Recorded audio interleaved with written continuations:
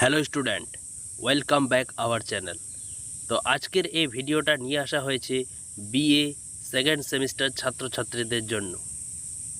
তোমরা যারা BA second সেমিস্টারে পড়াশুনো করছো তাদের জন্য এই ভিডিওটা খুবই গুরুত্বপূর্ণ, কারণ এই ভিডিওতে আমি বিএ সেকেন্ড সেমিস্টার ছাত্রছাত্রীদের এইইসি পেপারের যে সিলেবাস, সেই সিলেবাসটা আমি সম্পূর্ণ বিস্তারিতভাবে এখানে আলোচনা করব। কাজেই তোমরা সম্পূর্ণ ভিডিওটা স্কিপ না করে সম্পূর্ণ ভিডিওটা ভালো করে দেখবে। আর তোমরা যারা চ্যানেলে নতুন যুক্ত হয়েছো তোমরা চ্যানেলটি সাবস্ক্রাইব করে বেল আইকন প্রেস করে দেবে। এবং তোমাদের যদি আরও কোনো কিছু তথ্য বা পিডিএফ লিখে দেখে থাকে তাহলে তোমরা ডিসক্রিপশান বক্সে আমার হোয়াটসঅ্যাপ নাম্বার রয়েছে এবং তার পাশাপাশি সেখানে হোয়াটসঅ্যাপ চ্যানেলের লিঙ্ক রয়েছে, তো সেখানে যুক্ত হয়ে আমাকে সরাসরি জানাতে পারো। তো চলো বেশি কথা না বলে আজকের এই ভিডিওটা শুরু করে ফেলি।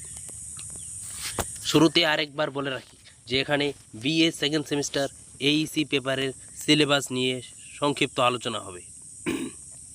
চলো দেখি তাহলে। তো তোমাদের মডিউল 1 এ রয়েছে বাংলা কবিতা। কবিতা থেকে আসবে তোমাদের বঙ্গভূমি, যেটা মাইকেল মধুসূদন দত্তের লেখা।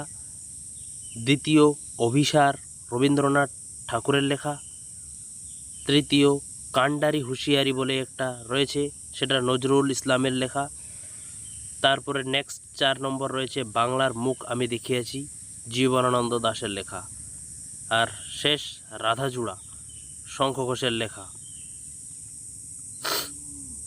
তো তোমরা এই প্রশ্নগুলো খুব ভালোভাবে লক্ষ্য করবে। এরপরে চলে আসি মডিউল 2তে, যেখানে তোমাদের প্রবন্ধ নিয়ে আলোচনা করা হবার কথা।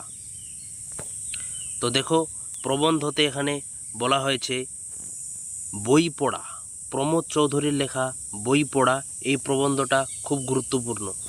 এবং তার নিচে রয়েছে উত্তর 30 বুদ্ধদেব বসুর লেখা।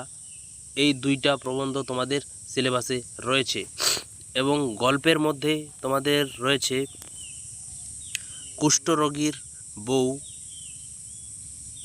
যেটা মানিক বন্দ্যোপাধ্যায়ের লেখা। এর পাশাপাশি রয়েছে নারী ও নাগিনী, তারাশঙ্কর বন্দ্যোপাধ্যায়ের লেখা। আর রয়েছে ছিন্নমস্তা, আশাপূর্ণা দেবীর লেখা। তো এই ছিল তোমাদের আজকের ভিডিওর এইইসি পেপারের সিলেবাস। তোমরা এই সিলেবাস অনুযায়ী পড়াশোনা করবে এবং খুব ভালোভাবে মনোযোগ দিয়ে পড়াশোনা করো। আর এখান থেকে তোমাদের কবিতা, প্রবন্ধ, গল্প কোনো কিছুর সমস্যা হলে তোমরা আমাকে কমেন্টে জানাতে পারো।